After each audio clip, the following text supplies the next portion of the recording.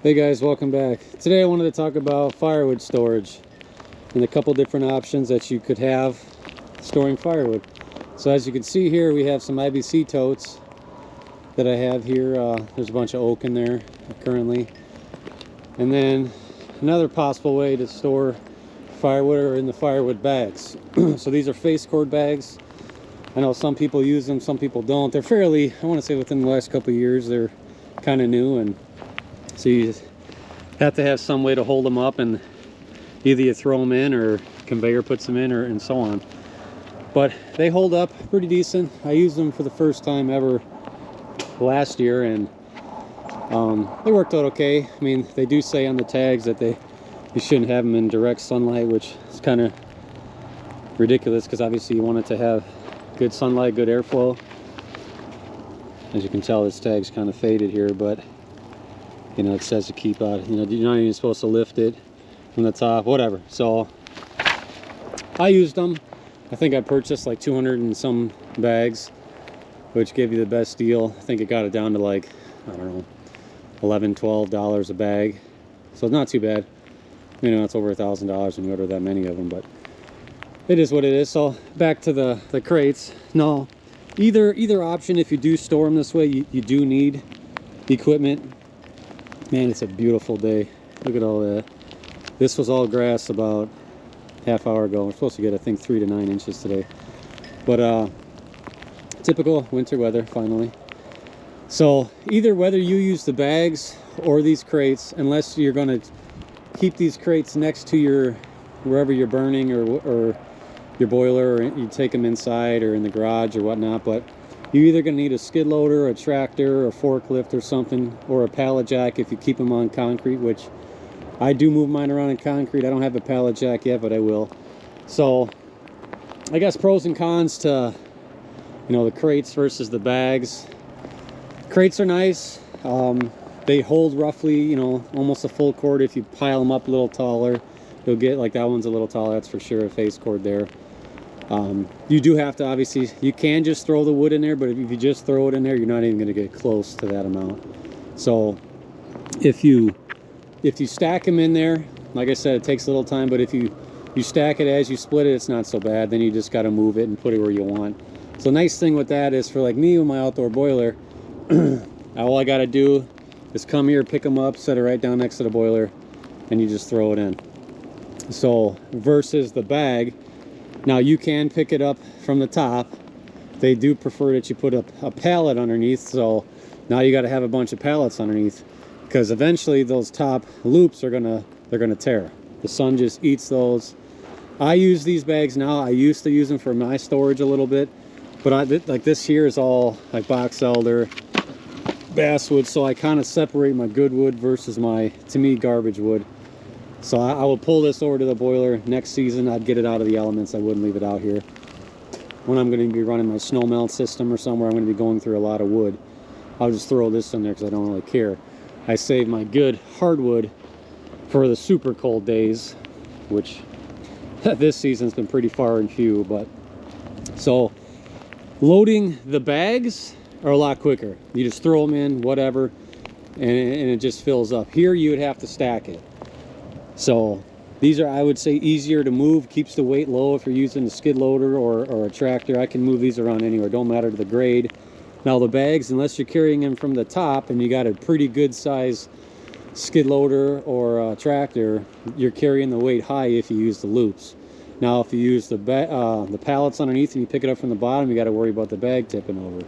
Then it was kind of, you know, pointless to fill it.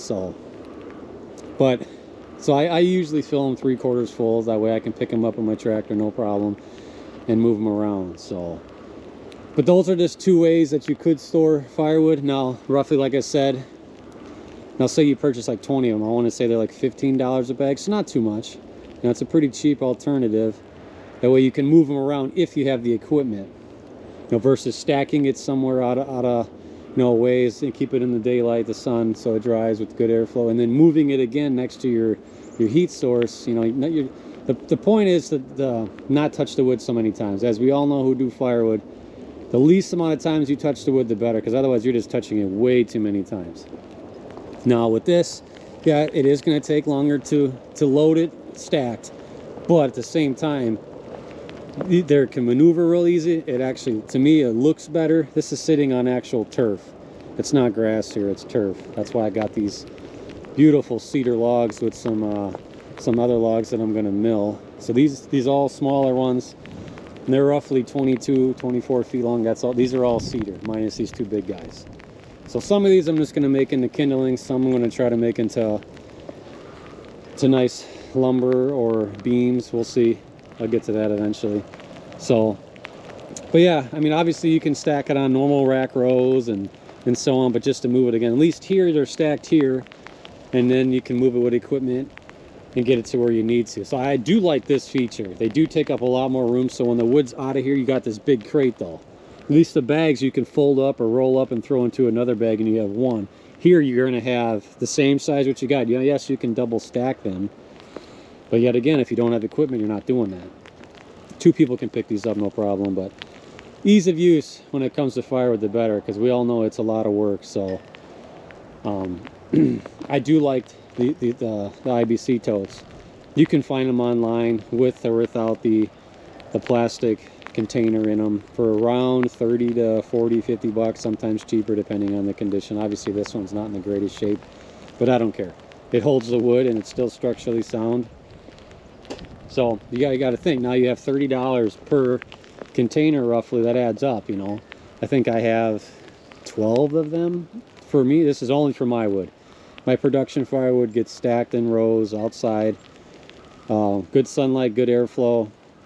They dry for a season and then I sell them, and I just keep rotating them like that. My wood I separate from everything else. That way I know exactly what I have. I mean, I would know in my rows, but I know exactly what I usually burn a year, so I know. So last year I had all this filled with wood to sell. This year I kind of changed it up a little bit, and I'll probably get, I don't know, 6, 8 more bags for me to burn, because if my snow melt's going, which I will be running it here shortly, I'll probably go through that in 2 days, and that's roughly a face cord of wood.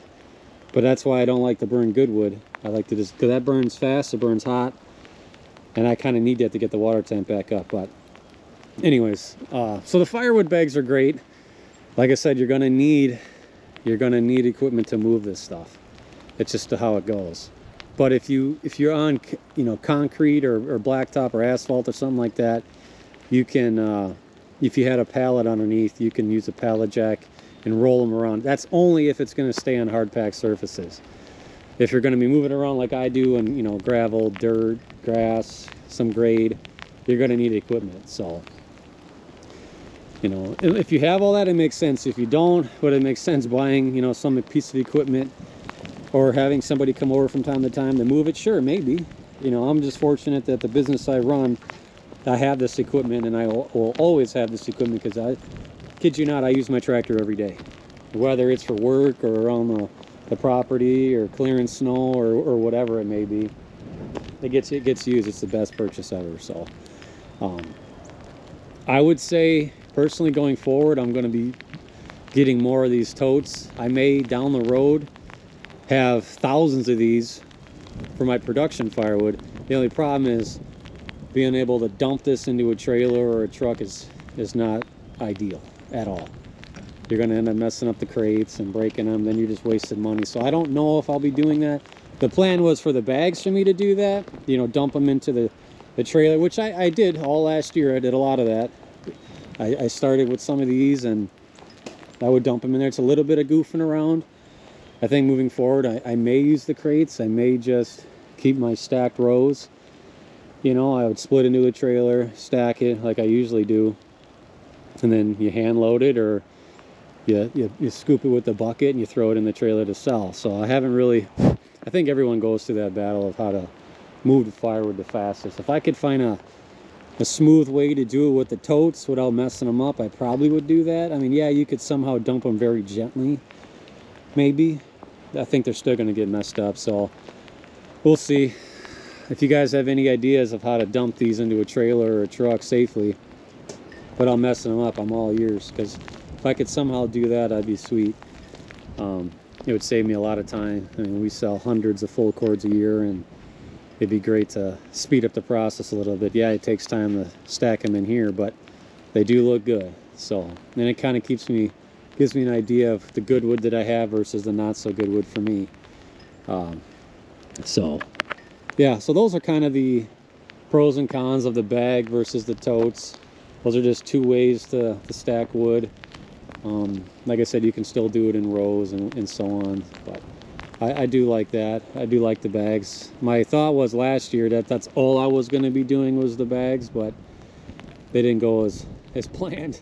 You know, if I would have put a bunch of crates underneath, or totes, I think they would have held up a little better. But you know, they probably would last me 3 to 5 years if I didn't use the loops. You know, but you gotta hold them up when you throw wood in there. You know, to stack or to throw the wood in. So it's kind of defeating the purpose, and it's not easy to move on the pallets unless you built some type of sides for them to move.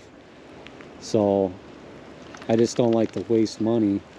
You know, $10 to $15 a bag every other year. You're going through them. It's kind of a waste. I feel like the IBC totes, as long as you're not banging into stuff, and they're all aluminum, so they're not gonna rust out on you. They should always look like this, and like I said, unless I destroy them somehow. That's why if I could find a way to be able to dump the stuff, it's not bad when I put it next to the boiler. I just hand load, you know, 10, 12 pieces, throw it in for the 12-hour burn, and you're done. That I do like. It kind of keeps them contained and so on, but you're still touching the wood, you know, stacking it in there and so on. But I think that's the struggles of firewood. So, but yeah, that's about wraps it up for today. I'm getting soaked here in the snow. It's like upper 20s, and I'm full of snow here. But yeah, I hope you guys enjoy. Like I said, if you have any questions on how I do things with the firewood, or if you have any recommendations as far as how you guys stack your wood, how you move it, I'm all ears, and I do read all the comments, so I will take your advice or thoughts or opinions. So, but yeah, as always, keep burning.